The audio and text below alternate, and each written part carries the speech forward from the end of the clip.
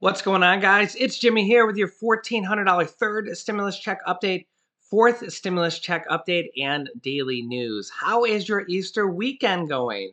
Let me know down below in the comments if you're already starting any Easter festivities. Are you getting together with family for Easter?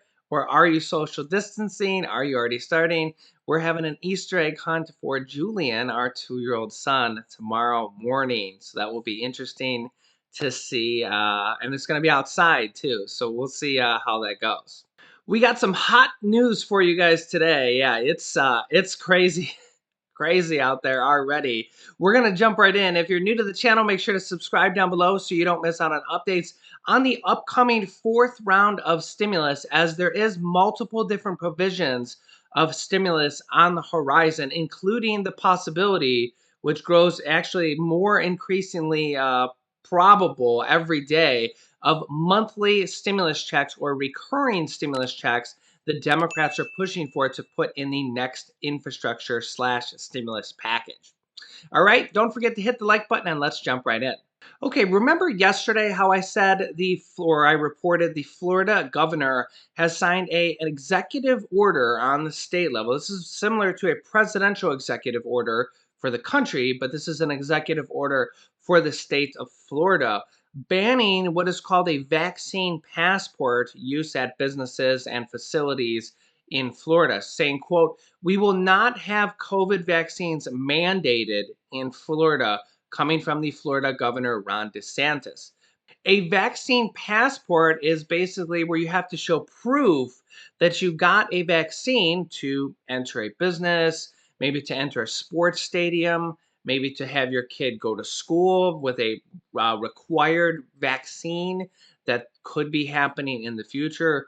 Florida has seen this happening or seen this start and basically banned it, saying, no, we are not going to allow vaccine passports, which is what it is being called. That's the new term that is being coined. We are not going to allow vaccine passports in Florida. Well, literally within the same 24 hours as Florida bans it, New York adopted it. That's right. New York Governor Andrew Cuomo did the exact opposite of Florida Governor DeSantis, adopting vaccine passports. As you can see here, New York introduces, quote, vaccine passports for events and businesses. New York Governor Andrew Cuomo has announced a, quote, vaccine passport that New Yorkers can use to prove a vaccination or history of a negative COVID-19 test. The program, called the Excelsior Pass, is an app that is not mandatory in New York, at least yet. Quote, similar to mobile airline boarding passes, individuals will be able to either print out their pass or store it in their smartphones using the Excelsior Pass wallet app, the state news release said. Quote, each pass will have a secure QR code, which participating businesses and venues can scan using a companion app to verify proof of a COVID-19 negative test or proof of vaccination. An individual's data is kept secure and confidential at all times. Madison Square Garden and the Times Union Center in Albany, New York are among the venues that will begin using the app next week.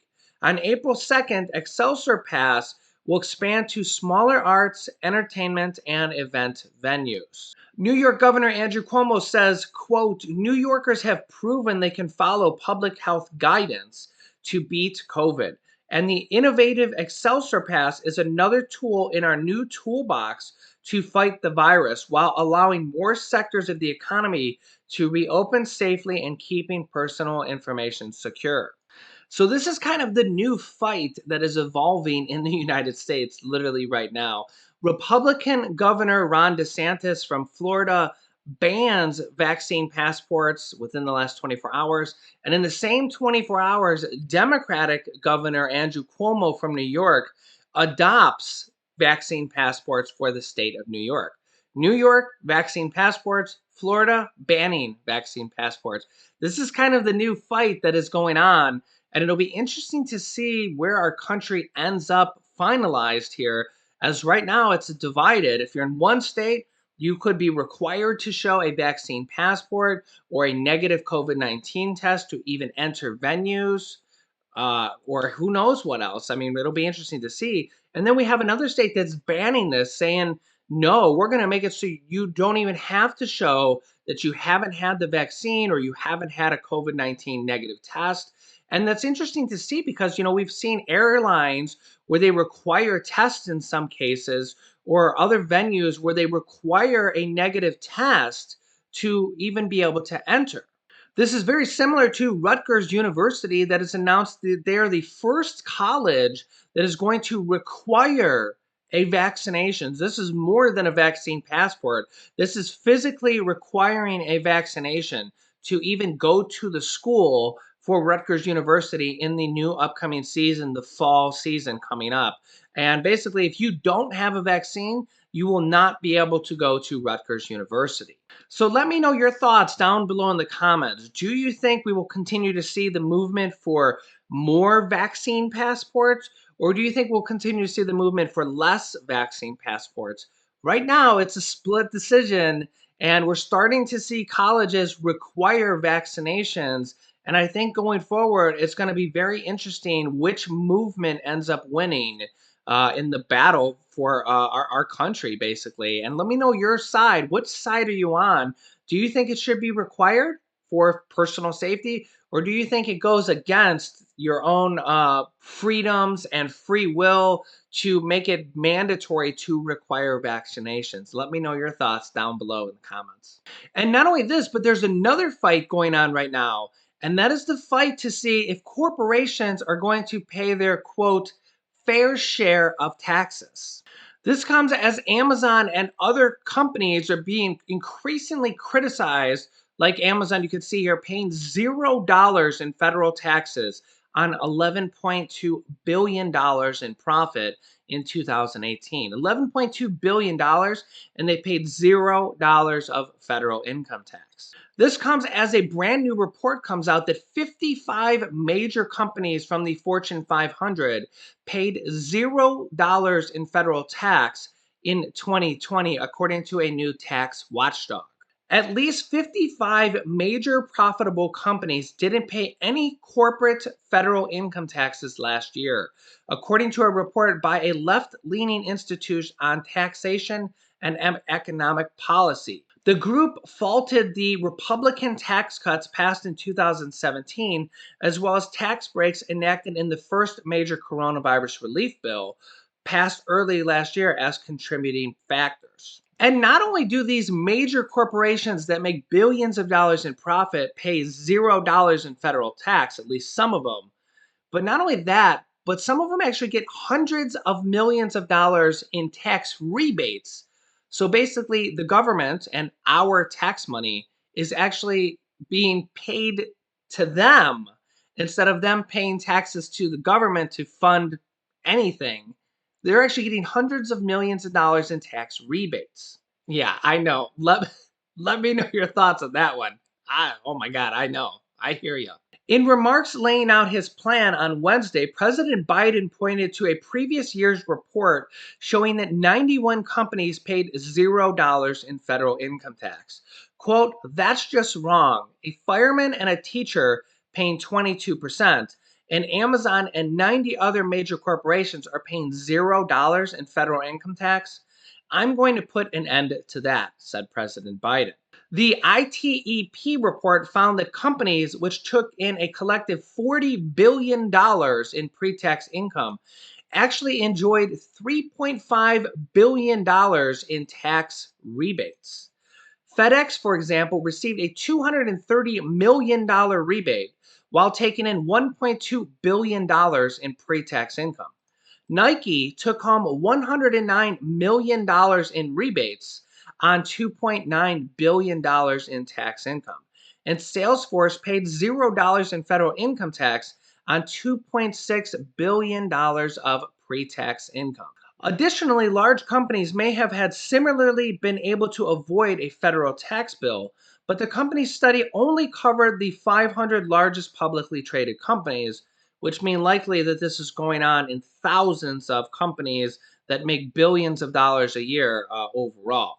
The unpaid taxes were not the result of illegal maneuvers, but rather the result of legal incentives for companies to spend and invest money in certain ways, as well as companies take advantage of additional tax breaks written into the law.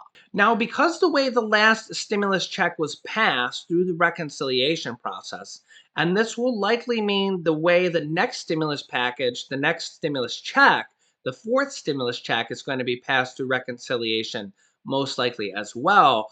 Congress was not allowed to add in protection from private debt collectors, which means that your third stimulus check or your upcoming fourth stimulus check could be taken by private debt collectors. However, some states are stepping up to prevent this from happening. And again, this is for the third stimulus check, the $1,400 that you probably or hopefully received as of this point.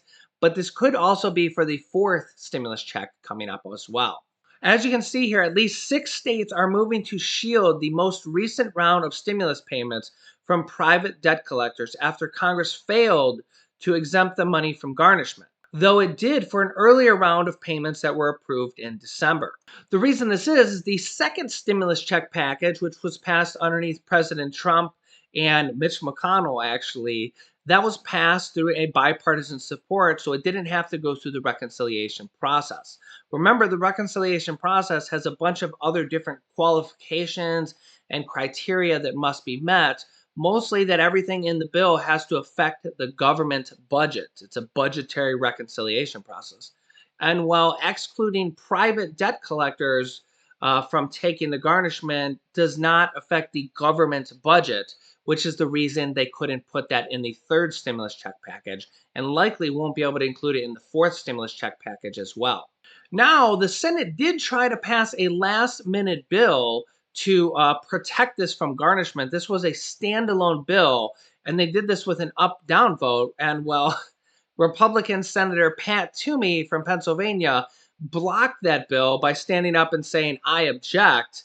And that bill died there on the Senate floor. That would have protected any money from the $1,400 stimulus checks from being garnished by private debt collectors.